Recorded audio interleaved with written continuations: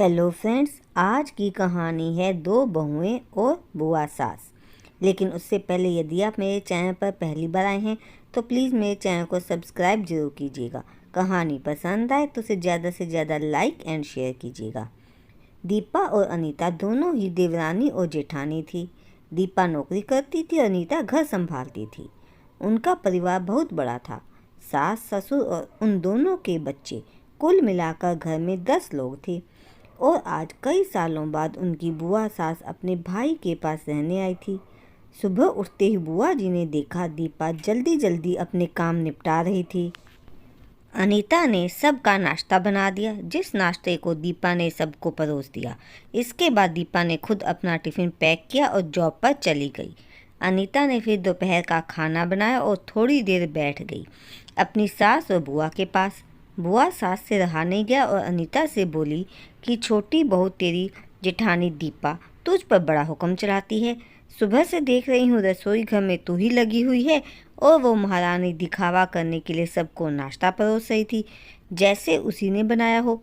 ये सुनते ही अनीता ने अपनी बुआ सास की तरफ देखा और बड़े प्यार से कहा, नहीं, ऐसी कोई बात नहीं है बुआ जी, दीपा बहुत ही अच्छी है। बुआ बोली, तू बहुत भोली है अनीता, पर मैं सब समझती हूँ, इतनी बुरी मैं ऐसे ही नहीं हुई।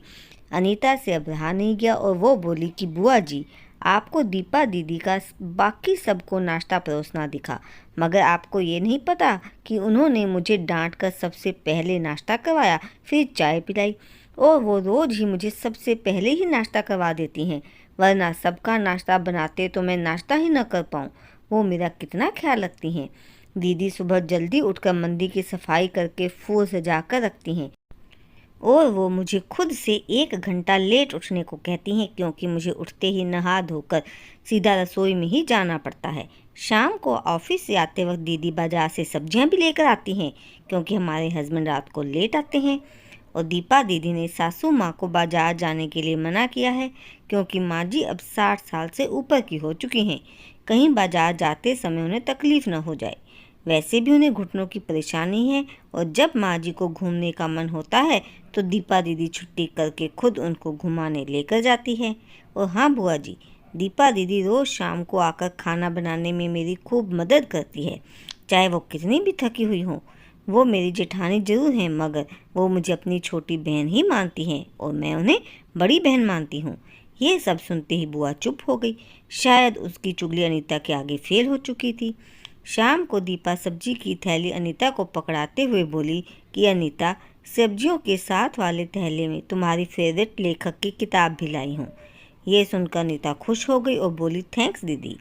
अनीता सब्जी की थैली किचन में रखी और किताब रखने अपने कमरे में चली गई। तभी बुआ जी ने दीपा को आवाज़ दी, बड़ी बहू ज़रा यहाँ आना। दीपा बोली, जी बुआ जी। तभी बुआ बोली कि तुम इतनी मेहनत करके कमाती हो और ऐसे ही फालतू किताबें खरीदकर पैसों की बर्बादी कर रही हो, वो भी अपनी देवरानी के लिए। वो तो वैसे भी घर में करती ही क्या है, तुम दिन भर मेहनत करती हो और वो घर पर आराम करती है। इस बात पर दीपा मुस्कुराई और बोली, क्या बुआ जी, आराम? और अनीता, उसे तो कह कह कर आराम करवाना पड़ता है, सुबह से बेचारी लगी ही रहती है। किचन में सबकी अलग अलग पसंद, मेरे और उसके मिलाकर 4 बच्चों का टिफ़िन सब वो ही करती है, फिर भी उसके चेहरे पर हमेशा एक सुंदर सी मुस्कान ही रहती है। सुबह की चाय पीने का भी समय नहीं रहता उसे, और जब दोपहर बच्चे आते हैं फिर उनका खाना, उनकी पढ़ाई सब वही देखती है। वो है, इसलिए मुझे बच्चों की चिंता भी नहीं रहती और मैं अपना पूरा ध्यान ऑफिस में लगा पाती हूँ। कुछ दिनों पहले ही प्रमोशन मिला है, मम्मी पापा की दवाई कब खत्म हुई और कब लाना है, ये सब वो ही ध्यान रखती है।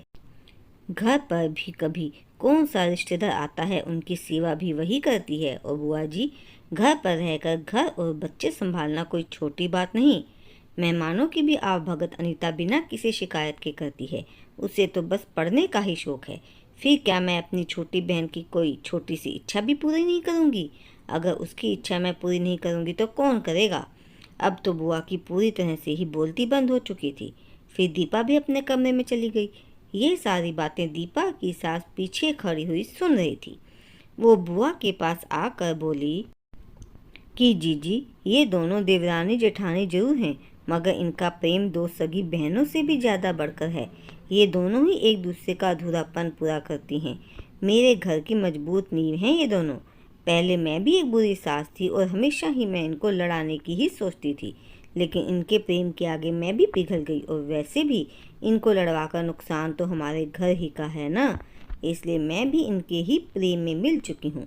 लेकिन ये बातें दीपा और अनीता की बुआ सास को समझ नहीं आई और वो मुंह घुमाकर अपने कमरे में चली गई, क्योंकि वो तो इनको लड़वाने ही आई थी। लेकिन दीपा और अनीता जैसी बहुओं के बीच दरार पैदा करना बिल्कुल नामुमकिन था। तो दोस्तों, अगर दीपा अनीता जैसी बहू बेटी हर घर में हो तो उनके प्यारे घर को बड़ी से बड़ी ताकत भी नरक नहीं बना सकती। वाकई में ऐसी बहुएं हर घर में हो तो हर एक घर स्वर्ग बन सकता है।